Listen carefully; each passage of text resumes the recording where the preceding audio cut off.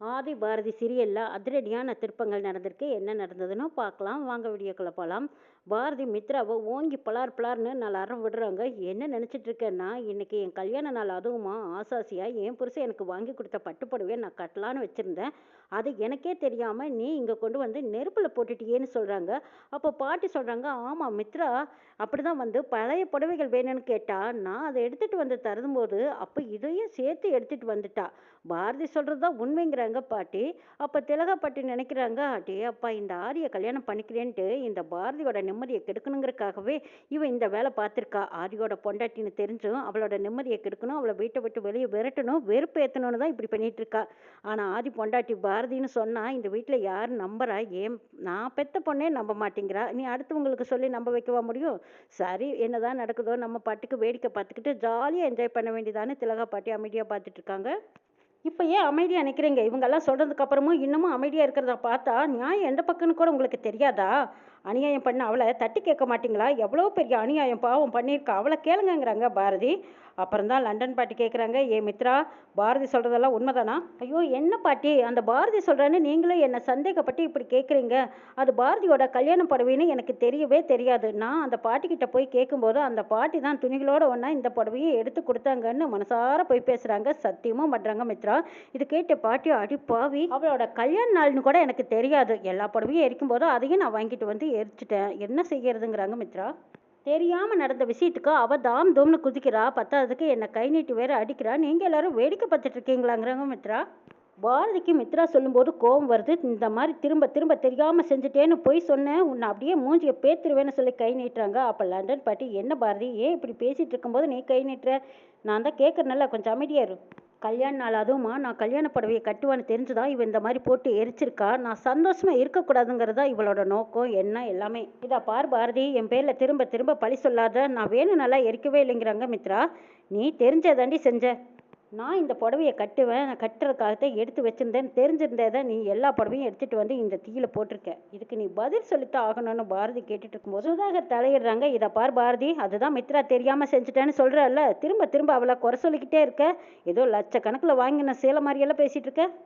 அது என்ன 500 ரூபா புடவை தானே, அது எரிஞ்சா எரிஞ்சிட்டு போகுது. சும்மா ஓவரா சீன் போட்டு பேசிட்டு இருக்காதுங்கிறாங்க சுதாகர். அட பாவிங்களா, பாரதியோட மனசு என்ன பாடுபடும், புரிஞ்சுக்காம இப்படி பேசுறானுங்களேன்னு பாட்டி நினைக்கிறாங்க. அப்போ பாரதி சுதாகர் கிட்ட கேட்குறாங்க, எவ்வளவு சாதாரணமா 500 ரூபா புடவை தானே சொல்றீங்களே சார், மனசாட்சியே இல்லையா? கல்யாண புடவைங்கிறது ஒவ்வொரு பொண்ணுக்கும் எவ்வளவு ஒரு முக்கியமானதுன்னு உங்களுக்கு தெரியாதா? கல்யாண புடவையா அவ்வளவு ஈஸியா இடப்பட்டுட்டீங்களே. எவ்வளவு கஷ்டமா இருந்தாலும் அந்த சந்தோஷமான நாட்களை நினைச்சு பார்த்தா மனசு லேசா இருக்கும். நீங்க என்னடானா அது பணம் சம்மந்தப்பட்ட மாதிரி பேசுறீங்க. இது பணம் சம்மந்தப்பட்டது இல்லை சார், மனசு சம்மந்தப்பட்டது. கல்யாண புடவையில எவ்வளவு நினைவுகள் இருக்கும்னு உங்களுக்கு தெரியுமா சார்?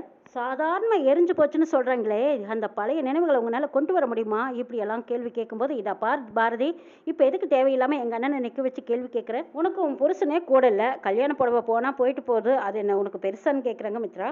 ஆமாம்மா, ஏன் பாரதி, புருஷன் மேல அவ்வளவு மதிப்பு மரியாதையும் வச்சிருக்கிற நீ, அப்போ உன் புருஷன் கூடயே சேர்ந்து வாழ வேண்டியதான்னு சுதாகரும் மித்ராவும் கேட்குறாங்க.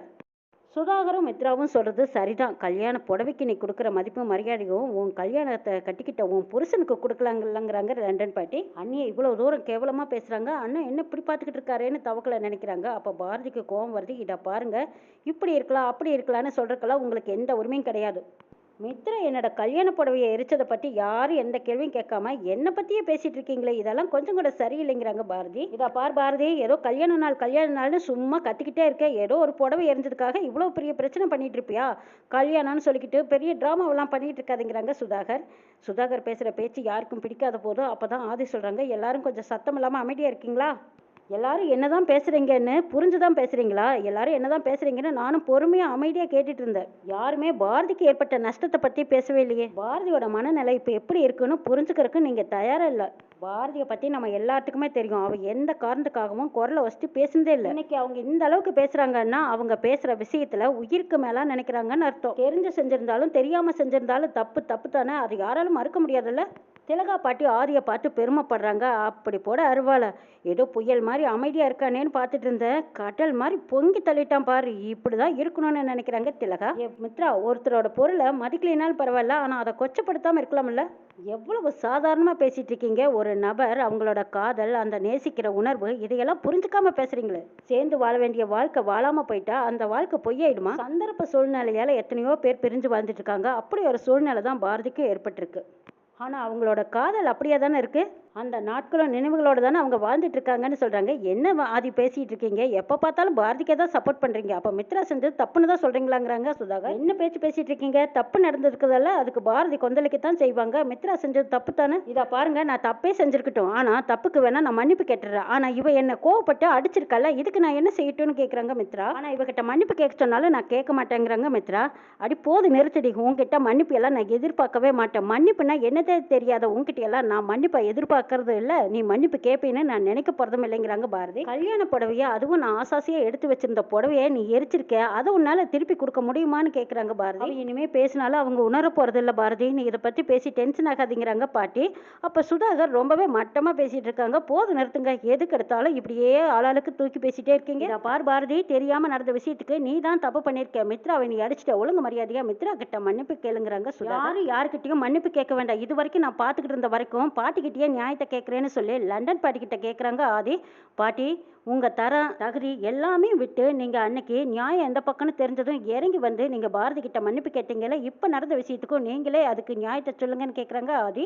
அப்போ லண்டன் பாட்டி சொல்கிறாங்க, இந்த தப்பு தெரிஞ்சு நடந்ததோ இல்லை தெரியாமல் நடந்ததோ, ஆனால் கல்யாண புடவை எரிஞ்சது அந்த பொண்ணுக்கு எவ்வளவு மன கஷ்டமாக இருக்குங்கிறது எனக்கும் தெரியும். எரிஞ்சு போன புடவை எரிஞ்சது தான், இனி அதை சரி பண்ண முடியாது பாரதி, நீ தான் மனசு வச்சு ஏற்றுக்கணுங்கிறாங்க பாட்டி. அப்போது மித்ரா பண்ணின தப்புக்கு நான் மன்னிப்பு கேட்குறேங்கிறாங்க. மித்ரா மன்னிப்பு கேட்கக்கூடாதுங்கிறாங்க. இதை பார் மித்ரா, நீ தெரிஞ்சு செஞ்சியோ தெரியாமல் செஞ்சியோ, அவங்க எங்கள் வீட்டுக்கு கெஸ்ட்டாக வந்திருக்காங்க. அவங்க மனசு நோகாமல் நடந்துக்கணும். அதனால நீ செஞ்ச தப்புக்கு நான் தான் அவங்க கிட்ட மன்னிப்பு கேட்க போறேன். மன்னிப்பே கேட்டாலும் அதுக்கு தீர்வாகாது பாரதி. கல்யாண புடவையை எங்களால் திருப்பி கொடுக்க முடியாது. அதுக்கு பதிலாக கல்யாண நாள் அதுவுமா சுமங்கலி பூஜை நடத்துவாங்க. சுமங்கலி பெண்களுக்கு புடவையும் கொடுப்பாங்க. அந்த புடவைக்கு எவ்வளவு மதிப்பு இருக்குங்கிறது எனக்கு தெரியும். அதனால உங்கள் கல்யாண நாள் அதுவும் நான் உங்களுக்காக ஒரு புடவை எடுத்து கொடுக்குறேன். நீங்கள் அதை வாங்கிக்கோங்க. மித்ரா செஞ்ச தப்புக்கு இதுதான் என்னால் பிராய்ச்சித்தமாக செய்ய முடியும். நீங்கள் இதை ஏற்றுக்கணும்னு கேட்குறாங்க ஆதி. ஆதி சொன்னதும் மித்ரா அப்படியே கொந்தளிச்சு கொண்டிருக்காங்க. என்ன ஆதி, எதுக்காக அவகிட்ட மன்னிப்பு கேட்குறீங்க? அவளுக்கு எதுக்கு நீங்கள் புடவை எடுத்து கொடுக்கணும்? அதெல்லாம் ஒன்றும் வேண்டாம். வேணா அதுக்கு தகுந்த காசை கொடுத்துருங்க, அவளே போய் எடுத்துக்கிட்டுங்கிறாங்க. மித்ரா, திரும்ப திரும்ப அதே தப்பை செய்யாத. இது ஒன்றும் காசு சம்மந்தப்பட்ட விஷயம் கிடையாது, மனசு சம்மந்தப்பட்ட விஷயம். அந்த புடவை காசை போட்டால் பாரதினால எடுக்க முடியாதா என்ன? ஆனால் அதை எவ்வளவு உயர்வாக நினைக்கிறாங்கன்னு அதை நினச்சி பாருங்கிறாங்க ஆதி. தெரியாமல் நடந்த தப்பாக இருந்தாலும் அது தப்பு தான். அதனால் பாரதிக்கு நானே என் கையால் புடவை எடுத்து கொடுக்குறேன்னு எல்லாரும் முன்னாடியும் சொல்கிறாங்க ஆதி. பாரதி, இப்போவே நம்ம கடைக்கு போகிறோம். நீங்கள் உங்களுக்கு பிடிச்ச புடவையை சொல்லுங்கள். அது எவ்வளோ விலையாக இருந்தாலும் சரி, அதை நான் எடுத்து கொடுக்குறேங்கிறாங்க. என்னதான் இருந்தாலும் அது உங்கள் கல்யாண புடவைக்கு ஈடாகாதுன்னு எனக்கும் தெரியும். என்னோட மன திருப்திக்காக நான் உங்களுக்கு எடுத்து கொடுக்க போகிறேன். நீங்கள் கண்டிப்பாக எடுத்துக்கணும்னு சொல்கிறாங்க. இதை கேட்ட மித்ரா, ஏன் அது இப்படியெல்லாம் பண்ணிட்டு இருக்கீங்க? அப்படியெல்லாம் எடுக்காதீங்கிறாங்க. சுதாகர், அதெல்லாம் வேண்டாம், இது எனக்கு சரியா படலைங்கிறாங்க. யார் என்ன சொன்னாலும் சரி. பாரதி, நீங்கள் என்ன சொல்கிறீங்க? மற்றவங்களெல்லாம் விட்டு தள்ளுங்க. உங்களோட முடிவு என்னன்னு கேட்குறாங்க. அது உங்கள் பேச்சு நான் மதிக்கிறேன். நீங்கள் என்ன சொன்னாலும் அதை நான் கேட்குறேங்கிறாங்க பாரதி. பாரதி சொன்னதை எல்லாரும் கேட்டுக்கிட்டீங்களா? இனிமே அப்படி இருக்கலாம் இப்படி இருக்கலான்னு நீங்களா கற்பனை பண்ணிக்கிட்டு அடுத்தவங்க பொருளை தொடாதீங்க. எதுவாக இருந்தாலும் சம்மந்தப்பட்டவங்கள கேட்டு செய்யுங்கன்னு எல்லாத்துக்கும் ஒரு ஆணி அடிச்சிடுறாரு ஆதி. அதுக்கப்புறம் பாரதி, நீங்கள் ரெடி ஆகுங்க, இப்போவே கடைக்கு போகலான்னு கூப்பிடுறாங்க. ஆதி பாரதி ரெண்டு பேரும் சேர்ந்து சந்தோஷமாக அங்கே கடைக்கு கிளம்புறாங்க. கூடவே பாட்டியும் கூட்டிகிட்டு போகிறாங்க. தவக்கலையும் நானும் தான் வருவேங்கிறாங்க. வாங்க வாங்க எல்லாருமே போகலாம் அப்படின்னு பாட்டி, தவக்கலை, ஆதித்யா, தமிழ் பாப்பா எல்லாரும் சேர்ந்து துணி கடைக்கு போகிறாங்க. எல்லாரும் கிளம்பி போனதுக்கப்புறம் லண்டன் பாட்டிக்கு சந்தேகமாக இருக்குது. என் நந்தினி, உண்மையிலுமே கோயிலில் சாமியார் இப்படி ஒரு பரிகாரத்தை சொன்னாரா இல்லை நீயா சொன்னீங்கன்னு கேட்குறாங்க. ஏய், ஒழுங்கா உண்மையை சொல்லு. நடக்கிறதெல்லாம் பார்த்தா எனக்கு சந்தேகமாக தான் இருக்குது. இப்போ உண்மையை சொல்ல போறியா இல்லையா அப்படின்னு பாட்டி அதுவும். அப்போ நந்தினி சொல்கிறாங்க, ஐயோ பாட்டி, என்ன பாட்டி என்னை போய் சந்தேகப்படுறீங்க? எல்லாம் ஒரு பரிகாரம் இருக்குன்னு எனக்கு தெரியாது, சாமியார் சொல்லித்தான் எனக்கு தெரியும்னு நந்தினி சமாளிக்கிறாங்க. சரி, ஆனாலும் நீங்கள் செஞ்சது சரியா தப்போ, ஆனால் ஏதோ ஒன்று தப்பாக இடிச்சிட்டே இருக்குங்கிறாங்க பாட்டி. இதை பார் மித்ரா, நான் சொல்கிறத நீ நல்லா கேளு. பாரதியை வீட்டை விட்டு வெளியே துரத்துறது ஒன்றும் நம்ம வேலை கிடையாது. அதுக்கும் நல்லபடியாக கல்யாணம் நடக்கணும். ஆதியோட மனசுல இடம் பிடிச்சு நல்ல பேர் வாங்க. உங்க கல்யாணத்தை நல்லபடியா நடத்தி வைக்கணுங்கிறதுக்காக தான் நாங்க லண்டன்ல இருந்து வந்திருக்கோம். ஆனா பாரதியை வெளியே துரத்துறேங்கிற பேர்ல ஆதி மனசை குழப்பி விட்டுறாது. இதுக்கு மேலையெல்லாம் உனக்கு சொல்லி கொடுக்கணுங்கிற அவசியம் இல்லை. நீ தான் இனிமே புரிஞ்சு சூதானமா நடந்துக்கணும், சரியா அப்படின்னு சொல்லிட்டு போறாங்க. அங்கிருந்து எல்லாரும் போயிட்டாங்க. நந்தினி மித்ரா கிட்ட சொல்றாங்க, என்ன மித்ரா இப்படி ஆயிப்போச்சே, அவளோட கல்யாண புடவைய எரிச்சு, அவள எப்படியாவது வீட்ட விட்டு வெளிய தொரத்திர்லாம். ஆதியும் அவளையும் பிரிச்சிடலான்னு நாம நெனச்சோம். ஆனா இப்ப என்னடான்னா, ஆதிய கூட்டிக்கிட்டு குடும்பத்தோட அவ துணி எடுக்க போயிட்டாளே! நடக்கிறதெல்லாம் பார்த்தா, இது எனக்கு கொஞ்சம் கூட சரியா படலைங்கிறாங்க நந்தினி. நானும் அப்படிதான் நெனச்சிட்டு இருக்கேன். சரி என் கூட வா, நான் உனக்கு ஒரு விஷயம் சொல்றேன்னு சொல்லி மித்ரா, நந்தினி 2 பேரும் அங்கேருந்து கிளம்புறாங்க. ஜவுளி கடைக்கு போய் ஆதி பாரதிக்கு பிடிச்ச மாதிரி புடவை எடுத்து காட்ட சொல்லி சொல்கிறாங்க. அடடா அப்படியா, வாங்க மேடம், வாங்க உட்காருங்க அப்படின்னு சொல்லிட்டு வேண்டிய புடவைகளை விலை அளவு தளவில்லாத விலைகளை எல்லாம் எடுத்து போட சொல்கிறாங்க ஆதி. அதை பார்த்து பாரதியே பிரமிச்சு போயிடுறாங்க. ஆதிக்கு என் மேலே இவ்வளவு அன்பு பாசம் இருக்கான்னு நினச்சிட்டு இருக்காங்க. ஆதி பாரதிக்கு பிடிச்சதை வாங்கி கொடுத்து சந்தோஷப்படுத்தணும்னு நினைக்கிறாங்க. மித்ரா, நந்தினி 2 பேருமே இதே ஜவுளி கடைக்கு வந்திருக்காங்க. இந்த பாரதி மட்டும் சந்தோஷமா இருக்கக்கூடாது, இவ சந்தோஷமா இருக்கிறதுக்காக ஆதியை கூட்டிகிட்டு வந்திருக்கா பாரு, இந்த சந்தோஷத்தை நம்ம கூடிய சீக்கிரம் கெடுக்கணுங்கிறாங்க. ஆமாண்டி, இப்போ நம்ம செஞ்ச காரியத்தினால தான் இங்கே வந்து நிற்கிது, இனிமேலாவது பார்த்து செய்யணுங்கிறாங்க நந்தினி. பாரதி விலையை பற்றியெல்லாம் நீங்கள் பார்க்காதீங்க, உங்களுக்கு பிடிச்ச புடவை எடுத்துக்கோங்கன்னு சொல்கிறாங்க. அது இந்த பக்கம் தவக்கல, நம்மளைங்க புடவை எடுக்க வந்தால் எப்படியும் பல மணி நேரம் ஆகும்னு சொன்னாங்க, அதனால தான் ஸ்நாக்ஸ் எல்லாம் வாங்கிட்டு வந்துட்டேங்கிறாங்க. பாரதி புடவை செலெக்ஷன் பண்ணிட்டு இருக்கும்போது ஆதிக்கு ஃபோன் கால் வருது. ஃபோன் பேசிட்டு இருக்காங்க. ஐயோ, ஆதி பார்த்து அவங்களா செலக்ட் பண்ணி எடுத்து கொடுத்தா நல்லா இருக்கும், ஆனால் எடுத்து கொடுப்பாரான்னு தெரியலையே அப்படின்னு பாரதி ஆதிவே பார்த்துட்டு இருக்காங்க. இந்த பக்கம் மித்ரா, நந்தினி 2 பேரும் வந்துட்டு அவங்க 2 பேரும் என்னதான் பண்ணிட்டு இருக்காங்கன்னு ஆதியும் பாரதியும் பார்த்துக்கிட்டே இருக்காங்க. ஆதி பாரதி 2 பேரும் நெருக்கமா அவங்களுக்கு பிடிச்ச மாதிரி ஒரு புடவையா வச்சு வச்சு பார்க்குறாருங்க ஆதி. கடைசியில் ஆதிக்கு பிடிச்ச புடவையை தான் பாரதி எடுத்துட்டு வராங்க. இதெல்லாம் பார்த்த மித்ராவுக்கும் நந்தினிக்கும் வயிறு எரிஞ்சு காஞ்சு போய் வீட்டுக்கு சரியான கோவத்தில் வந்து நிற்கிறாங்க. ஆனால் பாரதி, ஆதி, தமிழ் பாப்பா, ஆதித்யா, தவக்கலை, பாட்டி எல்லாரும் சந்தோஷமா வீடு வந்து இறங்கியிருக்காங்க. அடுத்தது இன்னும் என்னெல்லாம் நடக்க போகுதுங்கிறதையும் நாளை சொல்ல பார்க்கலாம்.